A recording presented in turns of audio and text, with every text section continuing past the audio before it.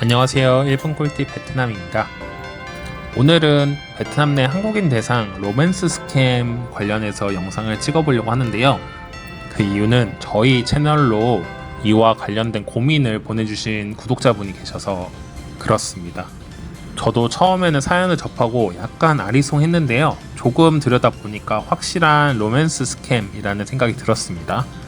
그래서 오늘은 한국인 대상으로 하는 로맨스 스캠 현황과 그 대책 방법 알아보도록 하겠습니다. 그럼 출발하시죠. 먼저 최근 5년간 국내 로맨스 스캠 관련된 통계를 찾아봤습니다. 국가정보원 집계에 따르면 2019년 8.3억 원이던 피해액이 2021년 31억, 2023년 55억으로 크게 늘고 있습니다. 신고 건수 또한 2019년에는 38건에 불과했는데요. 2023년에는 126건으로 5년 만에 약 4배가 증가를 했고요. 2024년 들어서는 경찰청이 금융범죄로 분류하면서 작년 한 해에만 1000건 이상 그리고 피해액이 1000억 원에 달하는 것으로 집계되었습니다. 이처럼 피해액이 증가한 배경에는 스마트폰, SNS 보급 확대와 조직적인 범죄화가 꼽히고 있는데요. 먼저 로맨스 스캠이 뭔지 모르시는 분들도 계실 텐데요. SNS나 메신저 통해서 친분을 쌓고요. 금전을 요구하는 형태로 진행이 되는 사기의 형태입니다. 주로 페이스북, 카카오톡, 인스타그램 뿐만 아니라 틴더라던가 데이팅 앱에서도 많이 일어나고 있습니다. 실제 조사에 따르면 인스타그램이 전체의 27%로 가장 많았고요. 소개팅 앱인 틴더랑 위피도 합쳐서 21%가 넘는 큰 비중을 차지하고 있었어요. 예를 들면 영어가 서툰 외국인 여성을 사칭한다거나 국외 근무 중인 엔지니어, 군인, 의사 등 믿을만한 신분을 속여가지고요. 금전을 요구하는 방식이 일반적이에요. 그리고 최근에는 가상화폐, 주식 등 투자 연계형 스캠도 많이 늘어났고요. 딥페이크 영상, 가짜 투자 앱, 조작된 유튜브 컨텐츠 등 제작해가지고 피해자를 믿게 만든 후에 투자를 권유합니다. 특히 최근에는요, 캄보디아 거점 조직이 AI로 가상 여성 프로필을 만들어가지고 SNS로 계속 대화를 이어가다가 100명에게 120억 원을 편취하는 사상 초유의 사태가 벌어지기도 했습니다. 여러 가지 로맨스 스캠 사기가 있지만 대표적인 거 3가지만 알아보도록 하겠습니다. 먼저 몸캠 피싱, 두 번째는 돼지도살, 그리고 마지막으로는 페이크 쇼핑몰입니다. 몸캠은 양자가 자신의 신체를 노출하는 영상 채팅을 의미하는데요. 양 당사자가 합의된 상태에서 1대1로 진행하면 문제가 없죠. 하지만 범죄 조직은 남성들의 숨은 욕망을 노리고 접근을 하는데요. 몸캠을 하자고 유혹하면서 보안 위협이 있는 해킹 어플을 설치하거나 링크를 보내가지고 노출 사진을 촬영하게 하고요. 그거를 연락처에 있는 주변 지인들에게 퍼뜨리겠다고 협박을 하는 미인계의 사기 방법입니다. 주로 데이팅 어플에서 많이 나오고요.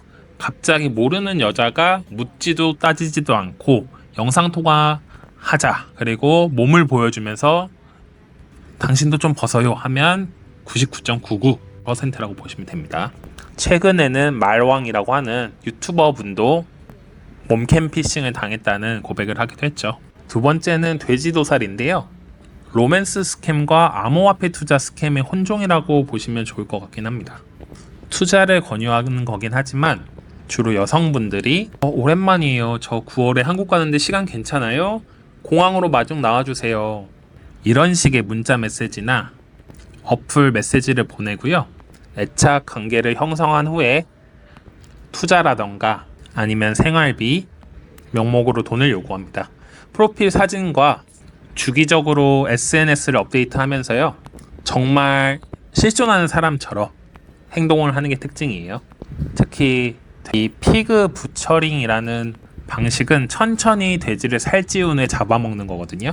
그래서 애착관계를 충분히 일주일, 한 달 이상 만들고 나서 돈을 뜯는 게 주 수법이라고 할 수 있습니다. 마지막은 저희 구독자님이 당할 뻔한 가짜 쇼핑몰 사이트인데요. 저는 베트남에 있는 여성인데 쇼핑몰 하고 싶어요. 오빠 우리 같이 투자해요. 이런 식으로 이야기를 합니다.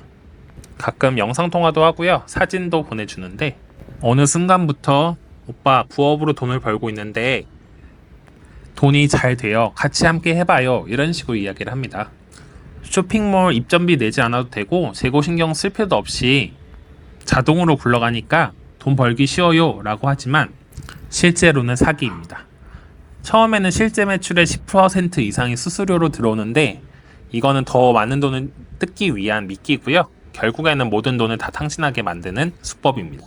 특히 저희 구독자님 같은 경우에는 쇼피, 베트남에서 가장 큰 쇼핑몰을 대상으로 말하는데 실제 도메인과는 다른 쇼피.net이었어요. 쇼피는 쇼피.vn입니다. 혹은 쇼피.com이 아마 본사와 연결되는 웹사이트일 텐데 요와 비슷한 이제 도메인을 주면서 사기를 치는 방식이죠. 이런 로맨스 스캠은 주로 베트남, 캄보디아, 라오스 등 동남아시아를 거점으로 한 조직과의 연계가 뚜렷합니다. 국내 판결 통계를 보면요, 최근 5년간 유죄 판결을 받은 로맨스 스캠 피고인들 전원이 외국인이었고요.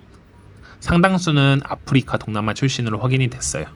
특히 무서운 거는 캄보디아 같은 곳에서는 한국인이 SNS 취업 제안에 속아 보이스피싱 업무에 동원되고 사기 어플이라던가 로맨스 스캠에 연동되는 경우도 많습니다. 그렇다면 우리는 어떻게 대처를 해야 될까요? 먼저 번역체를 쓰는 낯선 사람 조심하십시오. 특히 해당 여성이 매력적일수록 더 조심을 하셔야 됩니다. 이분들은 주로 구글 번역기나 아니면 챗 GPT 사용해서 로맨스 스캠을 하시거든요.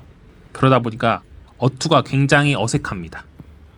두 번째, 최근에는 사기 수법이 고도화되면서 항공권 예약 사진이나 한국 방문했을 때 사진 등을 올리는 경우도 있어요. 그리고 이 프로필 사진은 꼭 구글에다가 이미지 검색을 해보시는 거 추천드려요. 스크린샷 찍어서 구글에 검색이 가능한데 해당 사진이 여러 이름으로 SNS 계정이 있을 경우에는 위조일 가능성이 매우 높습니다.